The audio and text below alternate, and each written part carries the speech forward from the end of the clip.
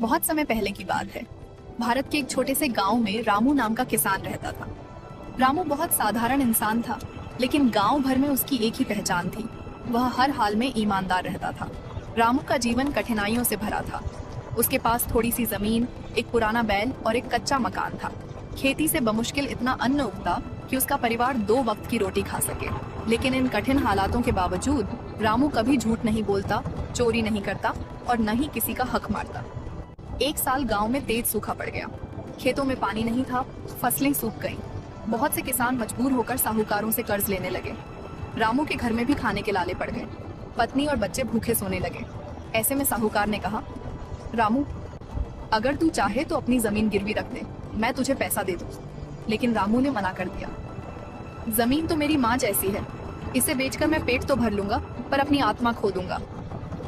एक दिन रामू अपने खेत में हल चला रहा था। अचानक हल जमीन के नीचे किसी कठोर चीज से टकराया।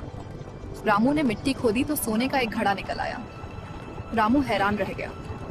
उसने सोचा, अगर मैं चाहूं तो इस सोने से अपना पूरा जीवन बदल सकता हूँ। मेरे बच्चे अच्छे कपड़े पहन सकते हैं, मैं पक्का मकान बना सकता हूँ। लेकिन तुरंत उसके मन में दूसरा विचार आया। ये सोना मेरा नहीं है। जमीन माँ है, लेकिन जमीन में छिपा खजाना शायद किसी और का होगा। रामू उस घड़े को उठाकर गांव के मुखिया के पास ले गया और बोला, मुझे ये खजाना खेत में मिला है, ये मेरा नहीं है।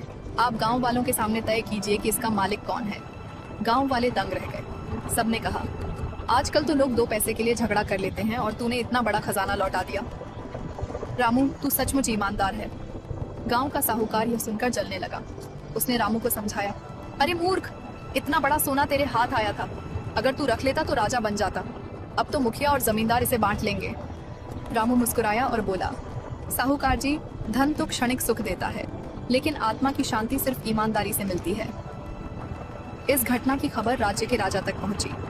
राजा ने रामू को बुलाया और उसकी परीक्षा लेने का निश्चय किया। राजा ने अपने सैनिकों से कहा, रामू को 3 थैले सोने के सिक्कों से भरे हुए दिए जाएं और देखो वह क्या करता है। सैनिकों ने जाकर कहा, ये राजा की ओर से तुम्हें पुरस्कार है। रामू ने जवाब दिया, मैं इसे तभी लूंगा जब राजा खुद मेरे सामने कहेगा। अगर यह गलती से दिया गया है तो इसे लेना पाप होगा। राजा यह सुनकर दंग रह गया। उसने खुद आकर कहा, रामू, अब मुझे यकीन हो गया कि तू सचमुच ईमानदार है। यह इनाम तेरा ही है। रामू ने सोना पाकर भी आधा गांव की भलाई के लिए दान कर दिया। उसने स्कूल बनवाया, तालाब खुदवाया ताकि सूखे में पानी की समस्या न हो। धीरे धीरे उसका जीवन सुधर गया, लेकिन उसने कभी घमंड नहीं किया। वह अब भी सुबह खेत में हल चलाता, बैलों की सेवा करता और गांव वालों के साथ बराबरी से रहता। गांव में जब जब लोग किसी मुश्किल में फंसते वे कहते, ईमानदारी से बढ़कर कुछ नहीं। अगर रामू जैसा किसान सच बोल सकता है तो हम क्यों नहीं। अंत सीख इस तरह रामू ईमानदार किसान की मिसाल बन गया।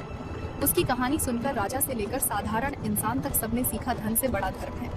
मुश्किलें कितनी भी हों, ईमानदारी कभी नहीं छोड़नी चाहिए। सच्चाई देर से सही, पर जीतती जरूर।